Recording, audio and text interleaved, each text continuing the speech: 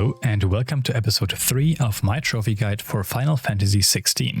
As we start chapter 3, we will unlock the trophy with great power for completing chapter 2. Open the gear and icon menu to equip the Will of Fire Rising Flames accessory, which we obtained from defeating Benedicta. This will increase the posture damage we deal with the Rising Flames ability. Then follow me to the story marker where we have to defeat another Avis miniboss. We have now gained the powers of Garuda, the icon of wind. Pressing L2 will let you switch between Phoenix and Garuda. Garuda's default abilities are used the same way as the Phoenix's are. Gouge doesn't deal a lot of damage but is great at depleting posture, and we will actually keep this for the majority of this first playthrough. There are two things to watch out for though. While using this ability you can barely move, and it takes some time to rack up the damage. If the enemy moves away during it, you won't achieve much. The other problem is that if you get attacked during it, you will evade, which is good on one hand, but again, it will reduce your stagger damage output. This is where partial staggers come into play. Once an enemy's stagger meter reaches the halfway point, the enemy will flinch. So optimally, you want to use Gouge to reach that halfway point. This will give you a few seconds to reach it, a few seconds as the enemy flinches, and then a few seconds as the enemy goes into its next move. You can of course also use this if you know the enemy is going to be still for some time, like after a big attack. The other ability is much simpler. Wicked Wheel performs a spiraling motion upwards that deals decent damage and stagger damage. It can also be used to damage multiple enemies at once, but its hitbox is quite a bit smaller than that of Scarlet Cyclone, so that is going to be more difficult. Lastly, as we cross the Dragon's Eyrie, let me explain Garuda's iconic feat, Deadly Embrace. Pressing circle will do two different things. When used on a boss or miniboss, it will propel us upwards, which is totally useless. Hitting a boss or miniboss as they flinch from reaching halfway on the posture bar, it can create a slightly bigger opening. You can use this, but I will never do so. It's a lengthy animation for most enemies, and the created opening is barely bigger than the one you had originally. It just makes things needlessly more complicated and time-consuming in my opinion. Lastly, when used on small enemies, this feat is arguably even more useful than Phoenix Shift, as this lets you pull enemies towards you. That means that you can actually set up enemies around you to take them out with Scarlet Cyclone or similar abilities. I won't do this a lot during the run, as it is actually quite tricky to pull off consistently, but feel free to play around with this. Here at the Eye of the Tempest, we only move through the storm to reach the next major boss battle. Where did he go?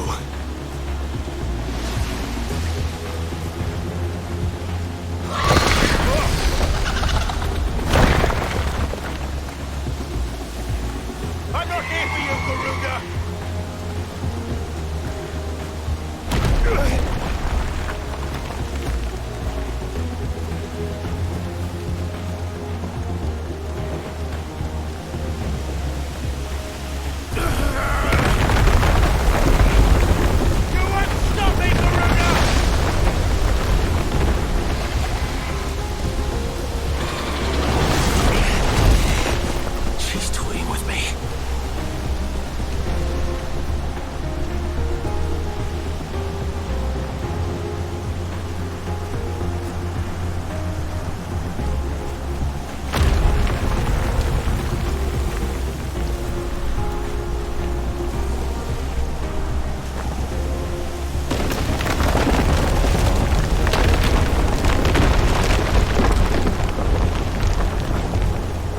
Found you.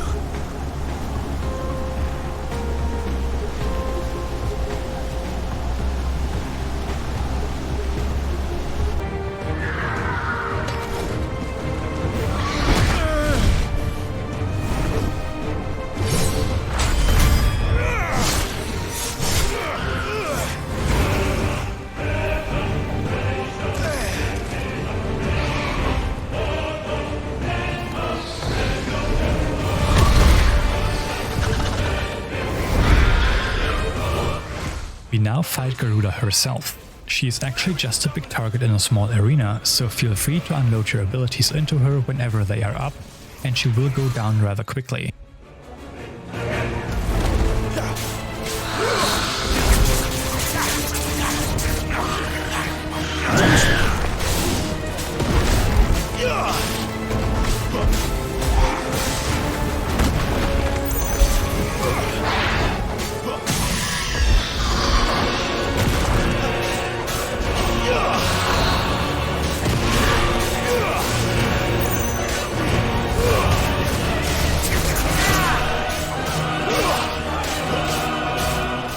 Once you reach 1/3 of her health, she will cast Aerial Blast, which conjures a wind barrier around her.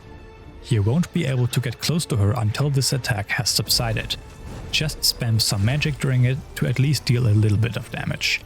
Afterwards you can easily finish her off.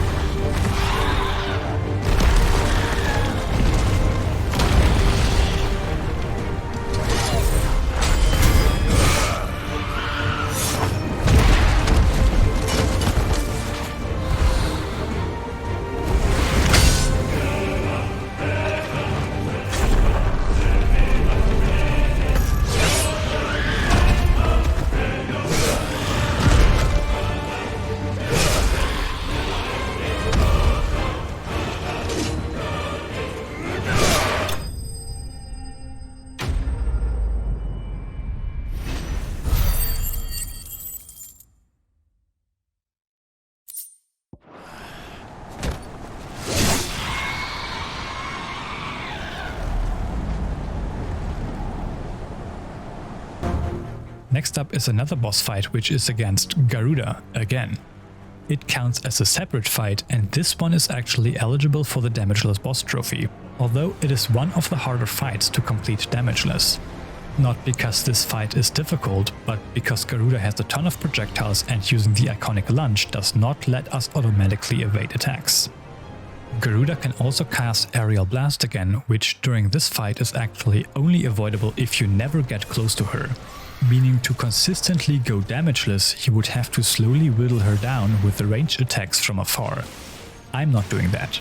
Just face tank her attacks and go full aggressive. Hold circle to get close and then spam square. That's all you need. Even all the QTEs are only square ones. Enjoy the spectacle and I will see you back at the hideaway.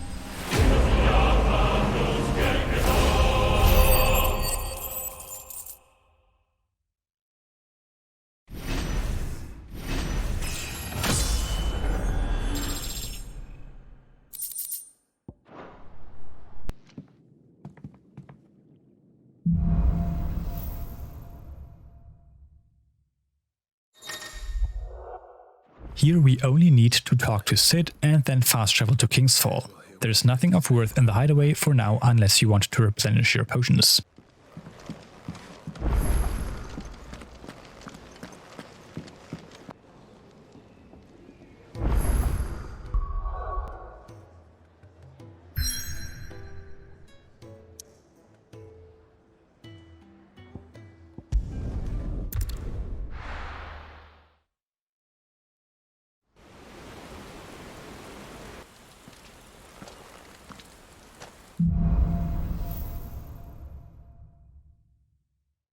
During the next series of encounters we will tackle the first of Garuda's trophies, as each Eikon has 2 trophies tied to using their abilities.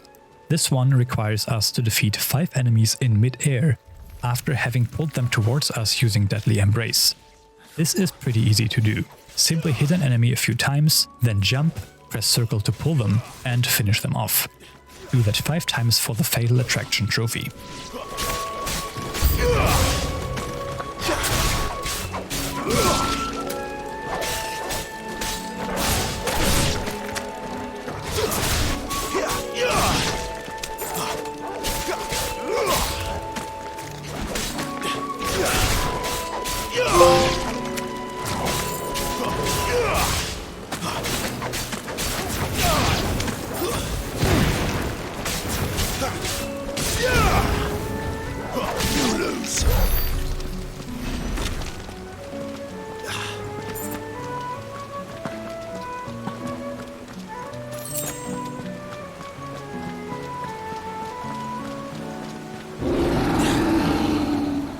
What now?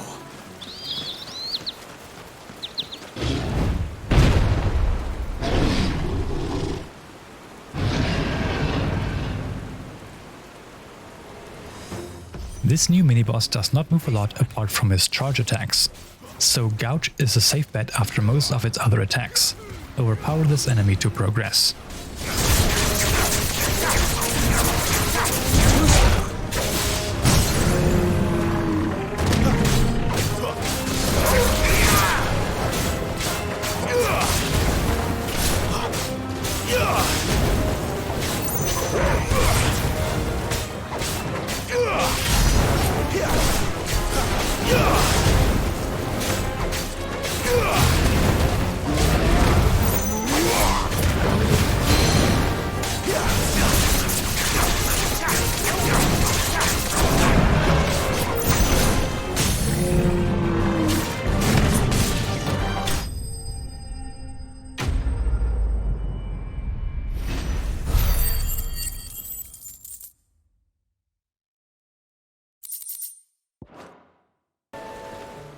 Going forward, you just want to remember that you can now use Wicked Wheel to also take out the enemies around you.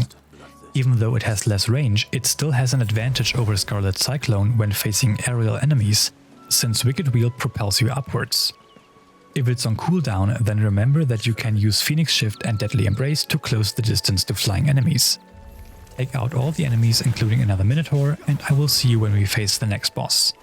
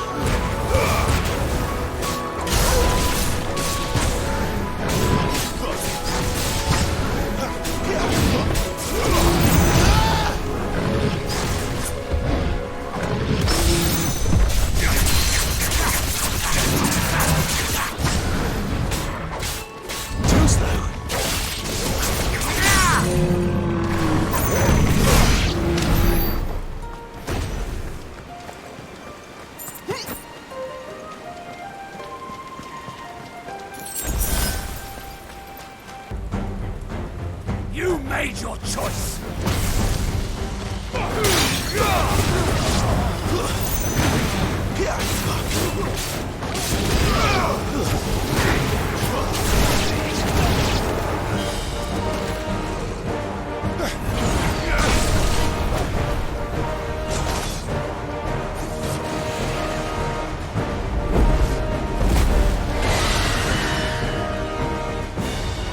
There he is!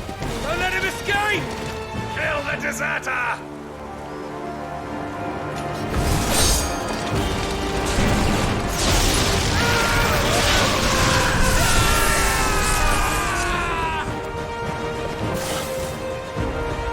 Clive, what's the situation? You're late! Captain Trouble! What? The Imperials are on his tail! We have to get to him before they do. Understood. I'm here to even the odds. Any objections? Here we are up against the Knight of the Dying Sun and another Avis. You can fully focus on the boss as Sid takes out the Avis. This is yet another boss fight eligible for the Damageless Boss Trophy. It is also very similar to the Dragoon we face during the prologue. The only noteworthy moves are its jump and double jump, as the boss cannot be damaged while in the air, but is open for attacks afterwards. This is the easiest boss to get the Damageless Trophy since it has no moves the Ring of Timely Evasion cannot dodge.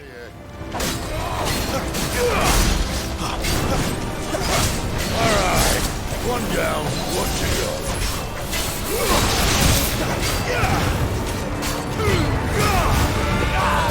Garuda, lend me your strength!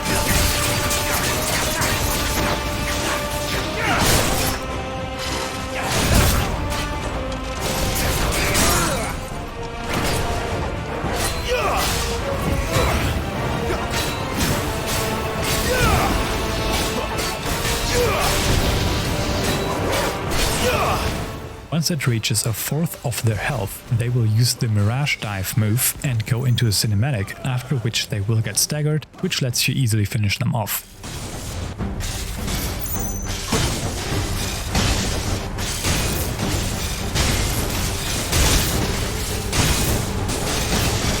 Since when could these bastards fly? But what goes up must come down. Bloody time waster. Come on, let's finish him off. You lose.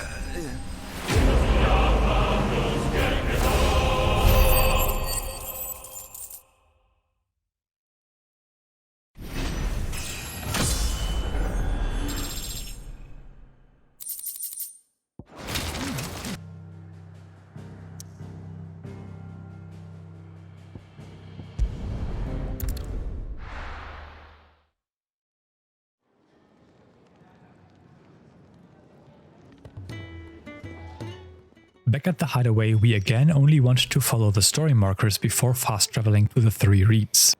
Of course, you can again stock up on potions while being here. I should make ready too. We've a long journey ahead of us.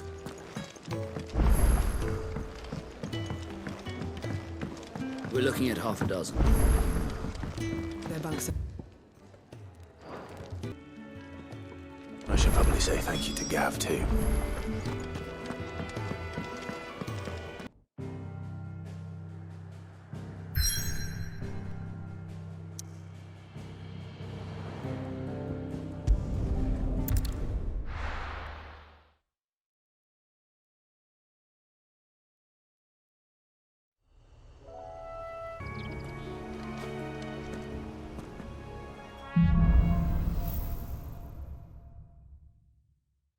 For now, we only want to make our way to Martha's Rest. There is nothing of note on the way there. You might notice a side quest as you run past it. None of the side quests until chapter 5 work towards any of the trophies, so I will ignore all of them. You can complete them if you want to. Noble mistress.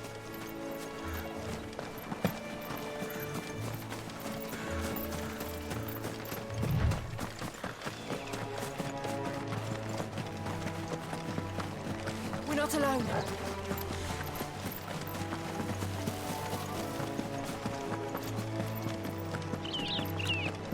They never finished building the bridge then. After what happened at Phoenix Gate, it didn't seem the highest priority. Oi! Stop and give me an hand.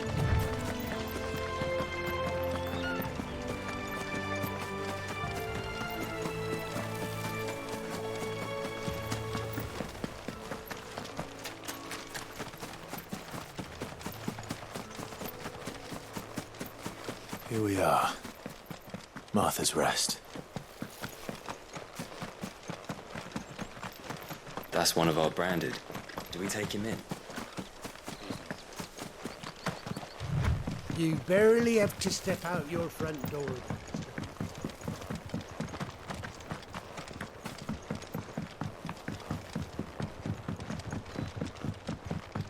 I wonder if Martha is as friendly as Gav claims. Let's go and find out, shall we? He goes to Eastbourne, leave him in the park.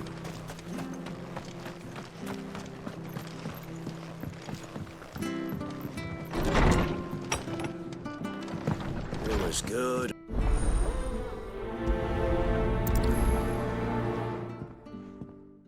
After talking to Martha, we now have to take out some smaller enemies nearby. Find that ladder. Quickly dispose of them with your iconic abilities to free the carpenter.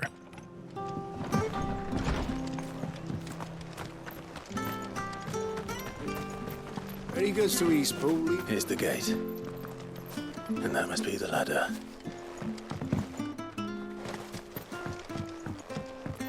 I don't care what you... Get away from me! What was that? It came from under the bridge. Come on. There he is. Hold on, we're coming!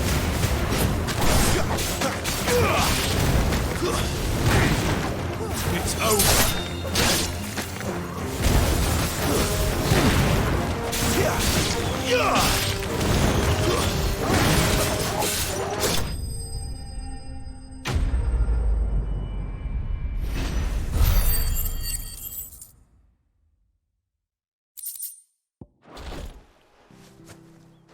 Now report back to Martha to accept another of her requests. Bridge will be fixed when it's fixed, alright? We were supposed to be in Eastbourne yesterday. I hear the levies are due to go up again.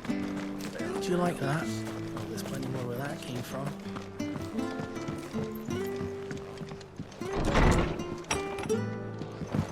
It was good.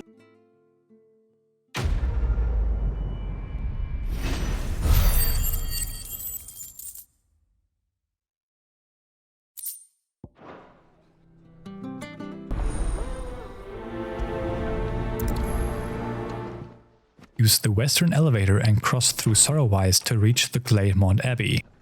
After watching the cutscene there, we can fast travel back to Martha's Rest to complete this request. Aiming that at the fish there, son. Fresh cuts, get your fresh cuts in.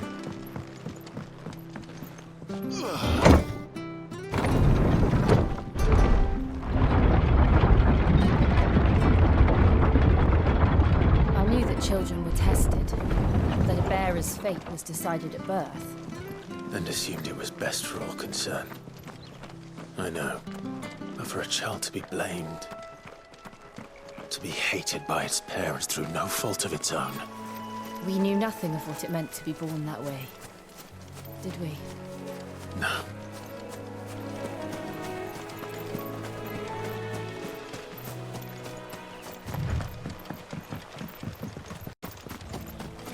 Company.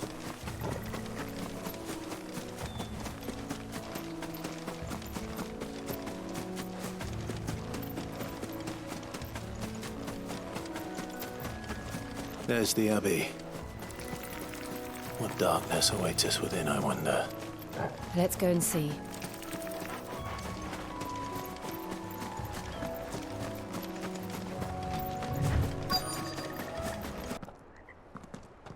We should get back to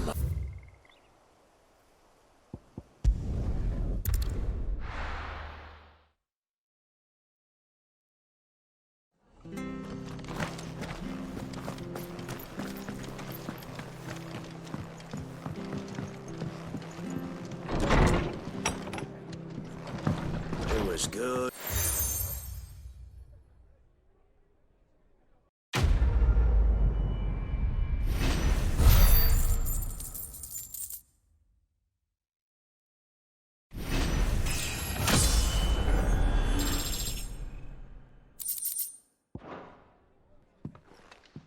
Our next stop is Eastpool. Again, we will run there while ignoring all enemies and side quests on our path. I hear the levies are due to go up again. Found your helpers.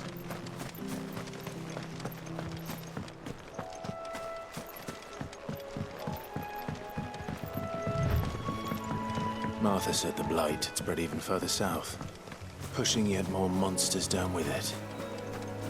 I dare say we'll be seeing a few along the way. Then we shall have to keep our wits about us.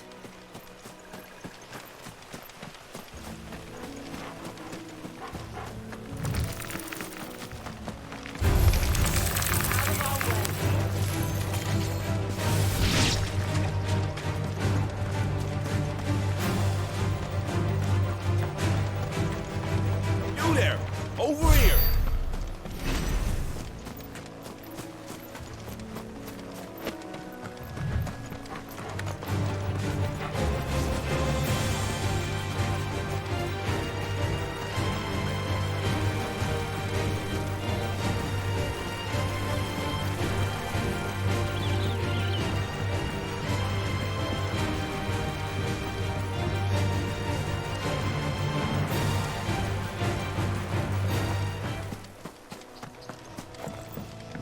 Look, the windmills.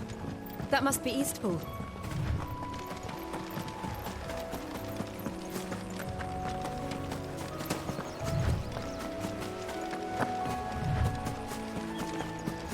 I remember coming here with Lord Murdoch when I was young. This area seemed a very different place back then.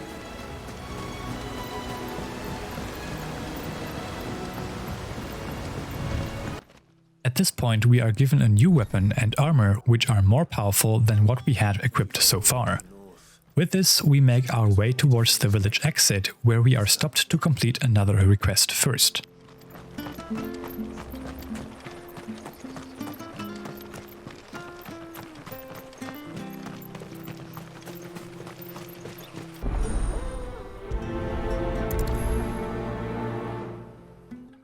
This request has us talk to a few villagers and then find an old man at a cliffside close to the nearby fields. Especially dressed like that. Come on, let's go and meet that bearer. This will see us through winter.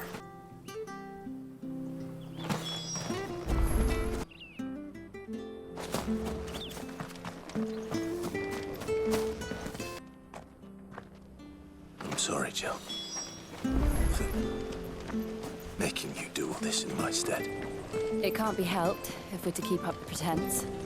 Come on, let's head for the stables.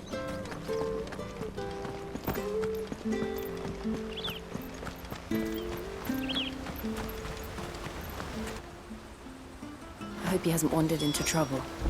Let's just concentrate on finding him.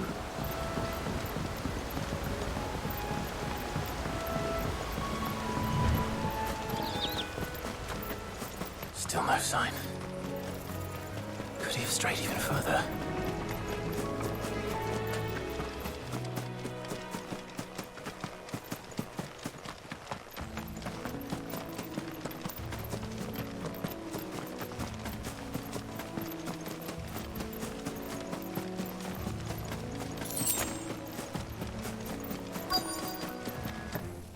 Here we just have to take out 2 waves of small enemies.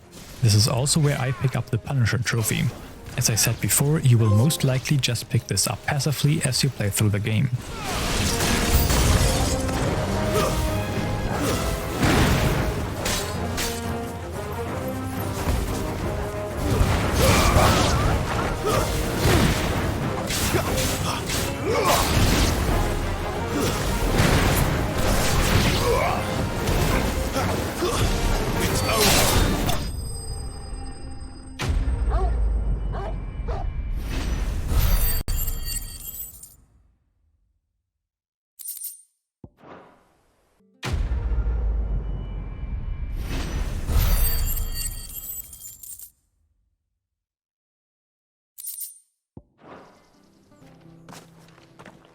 Now make your way to Phoenix Gate and enter the apothecary. I will see you there.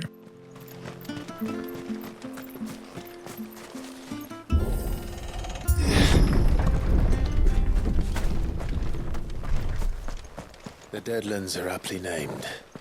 I didn't realize they were this close. No wonder their crops are failing. The blight is leaching the ether from the soil. And when the last drop is drained, their fields will turn to this. No plants, no animals, no life. And no monsters. I suppose that's one small mess. We won't be able to use any magic here. Another thing to worry about. As if the absence of ether didn't cause enough problems.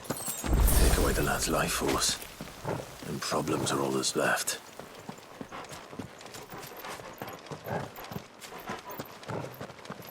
I can hardly imagine what this place used to look like before the Blight took it. I remember. It was beautiful.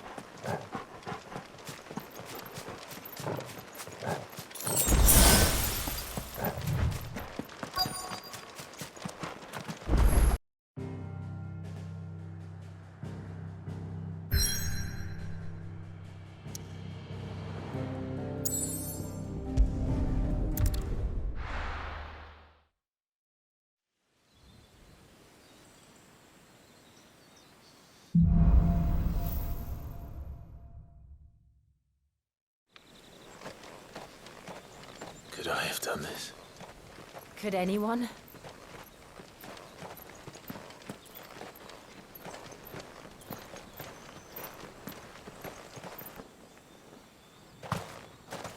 He's the only one who can tell me what happened. I have to know.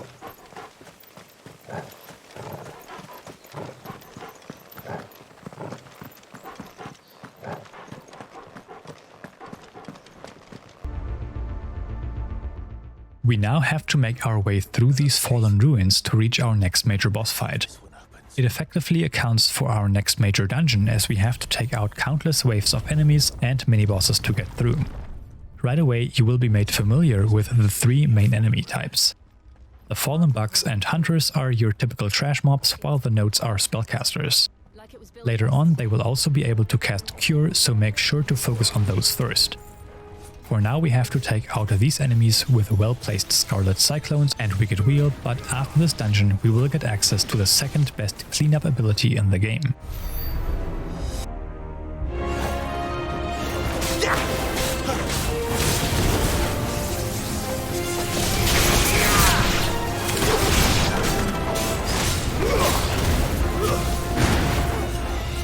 Stay down!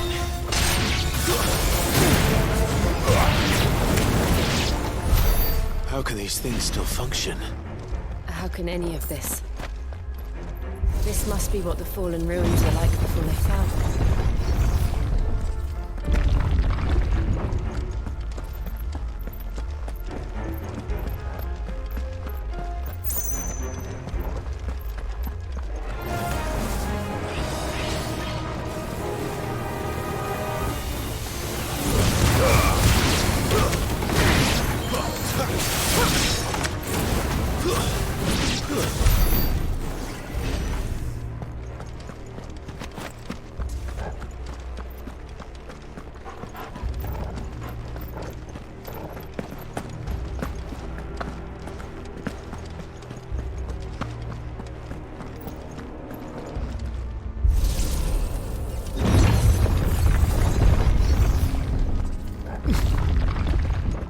This new kind of mini-boss is not particularly dangerous. They have both close and long-range attacks, but all of them can be avoided easily. They are open for attacks after their energy sword or energy pulse moves.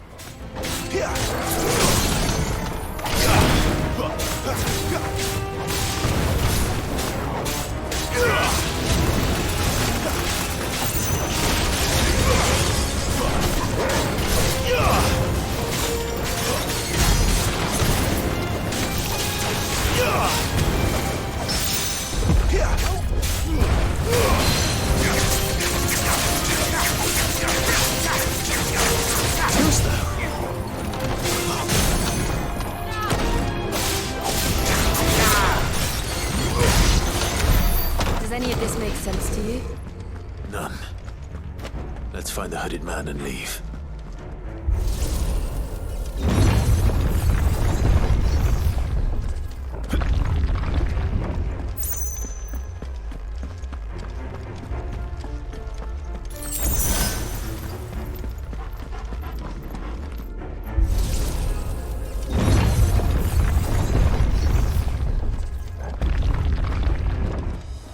These are bomb enemies. They can be quite annoying solely because they have a lot more health than your regular trash mobs. I recommend using your stronger iconic abilities for these as well to save some time. Also note that they will bloat and eventually self-destruct when close to death. It's not hard to dodge, but if you are stuck in an animation, it will deal a lot of damage to you.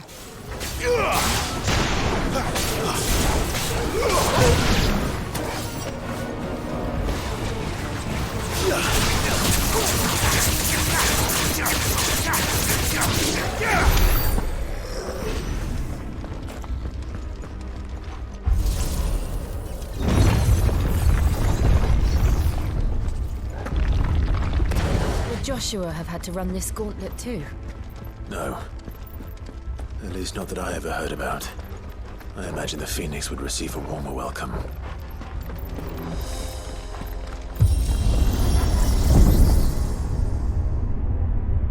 Here we go again. Where will we end up this time? Surrounded by contraptions hell-bent on murdering us, I expect. Could the hooded man really have taken this path? We won't know until we've followed it all the way to the end. Come on, let's keep looking.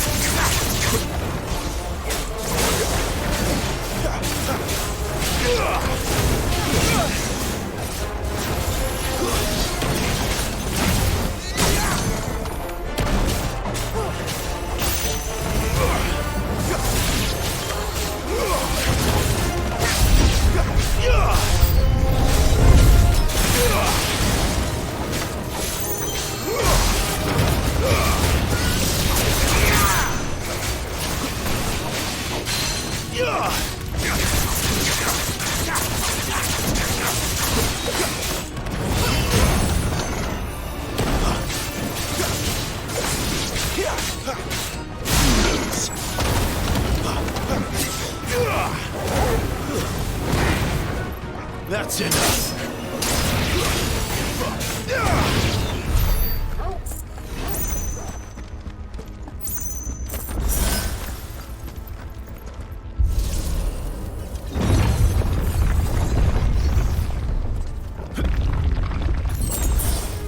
During this encounter, more enemies will spawn in after some time from both sides.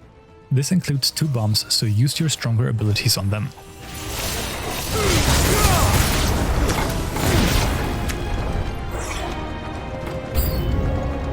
Look out! There's more of them. They'll fall like the rest.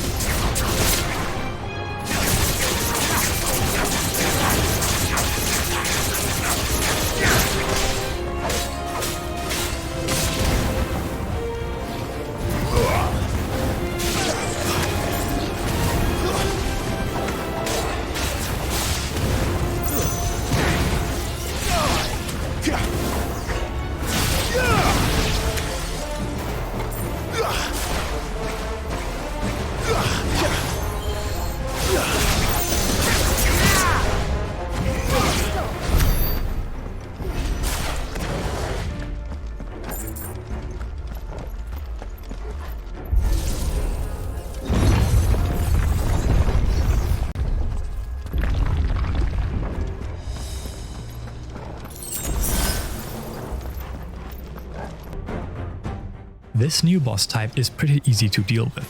It has several melee attacks, but I have found it only ever using up to 2 in a row, so you can use Gouge safely afterwards.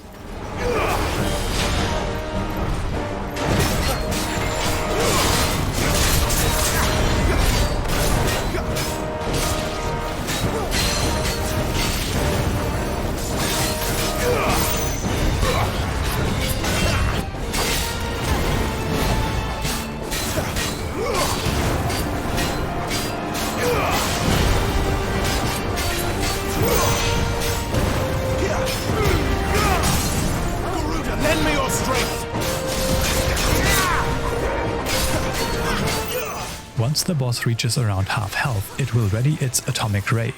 This is a certain death attack. These attacks are indicated by the enemy's health bar filling up and turning purple. Eventually, you will also see a countdown appear on screen. You must deplete the purple bar by attacking the enemy before the countdown reaches 0. Otherwise, it unleashes an attack that will send you to the game over screen. Your health or defense do not matter here. This is simply a DPS check which requires you to deal enough damage in the given time.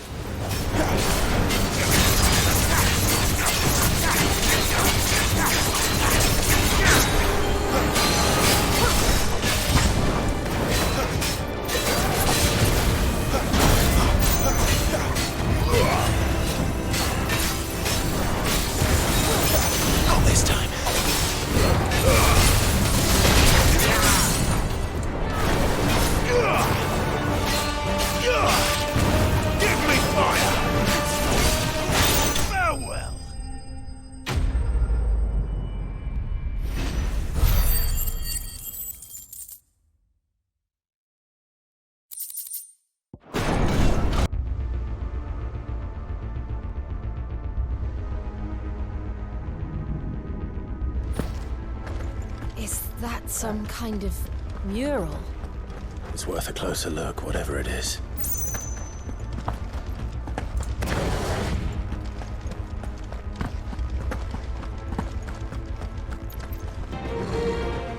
Here we face another new mini-boss type, the Lich.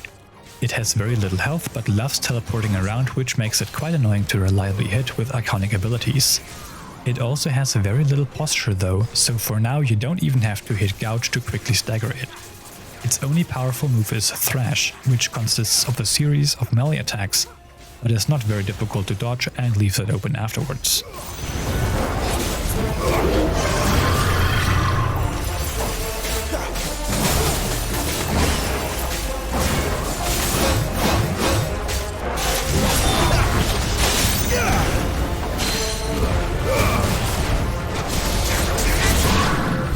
Now we only have to take out the enemies and hit the switch within the 2 nearby rooms to reach this episode's major boss fight. Secrets than we thought.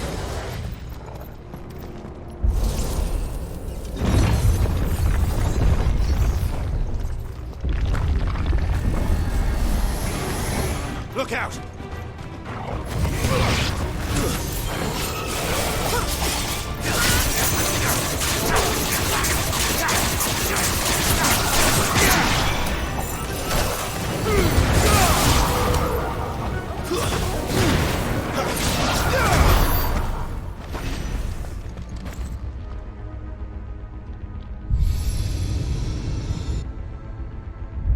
Lights. Well, that did something.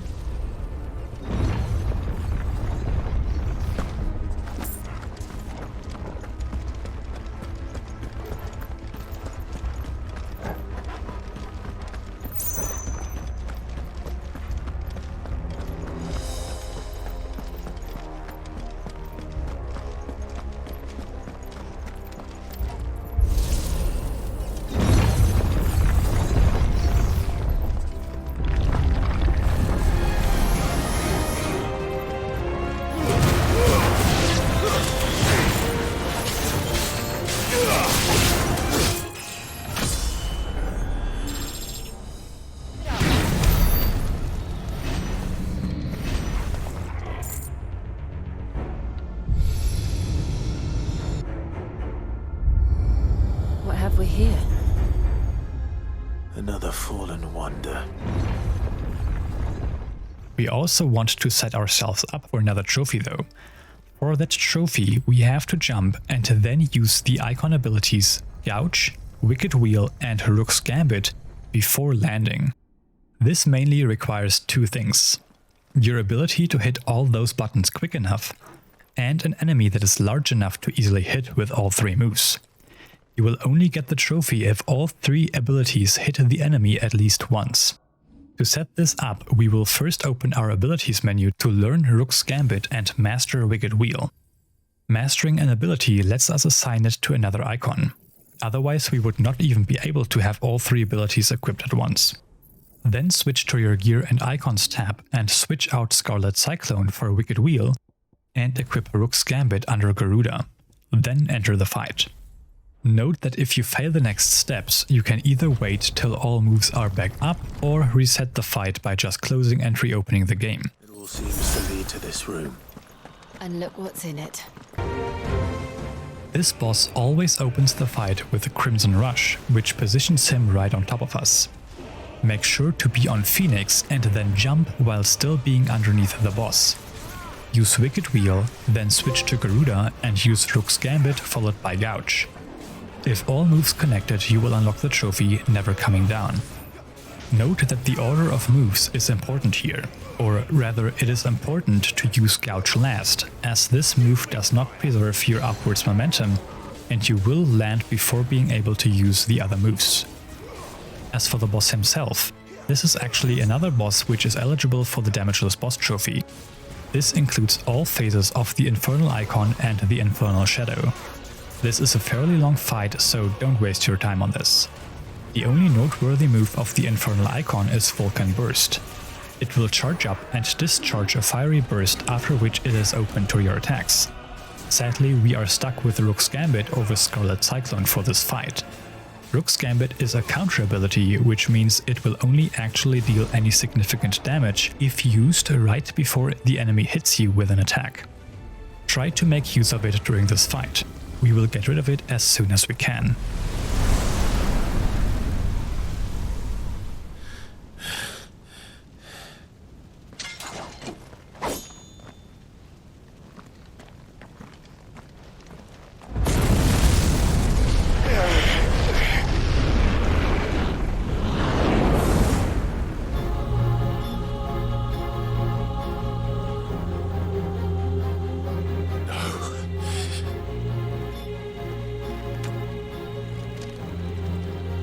Still you deny it. Even when the truth's staring right at you. Come on, Clive. Face your fears. The Infernal Shadow moves a lot, but is generally open after his thrust and lunge attacks. None of his moves are particularly dangerous during this part of the fight.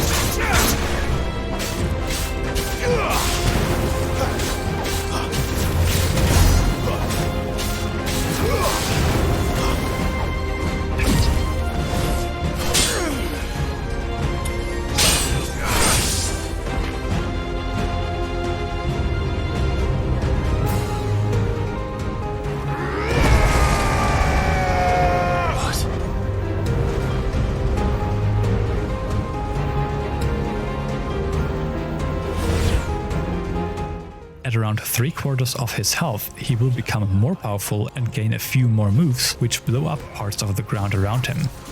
The affected area is always visually indicated, and you can use those attacks as openings if you position yourself outside of their hitbox. Eventually, the Infernal Shadow will cast Hellfire. Feel free to use Rising Flames or Wicked Wheel if they are up, and then take some distance. This attack pulls you in, but you can easily escape by just running the opposite direction. Eventually the move will go off, and this cannot be avoided when standing within its radius. It does leave the boss vulnerable afterwards. Once he reaches roughly 1/3 of his health, you will go into another cinematic, during which you will unlock a new mechanic called Limit Break.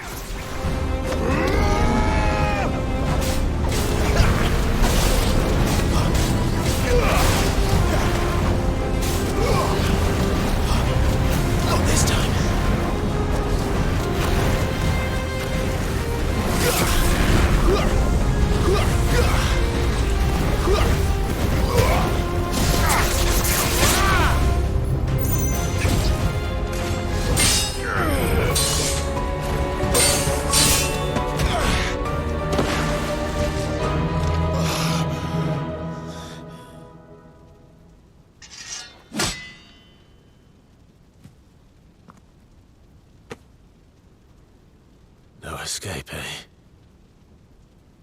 It's all right. I'm done running from you.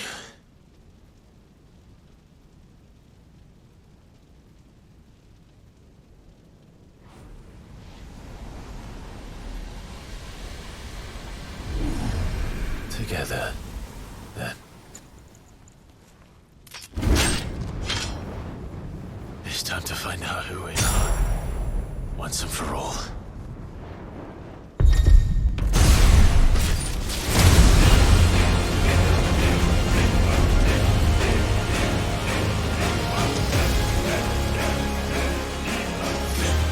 Show yourself, Ifrit.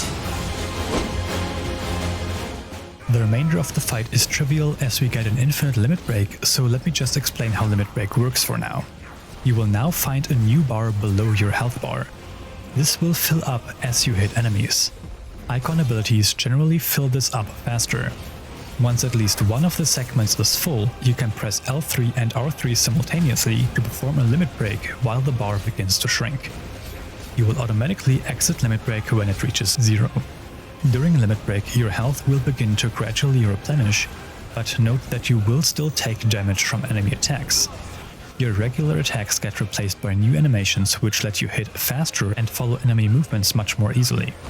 You also gain a damage boost for all your attacks, including iconic abilities. For now, you can just treat this as an additional Eikon ability, meaning that you can just use it whenever it is up. Later on, we will technically use this together with our strongest abilities to deal the most amount of damage. After the final QTE sequence, we are done with this chapter and the episode. I will see you on the next one. Enough.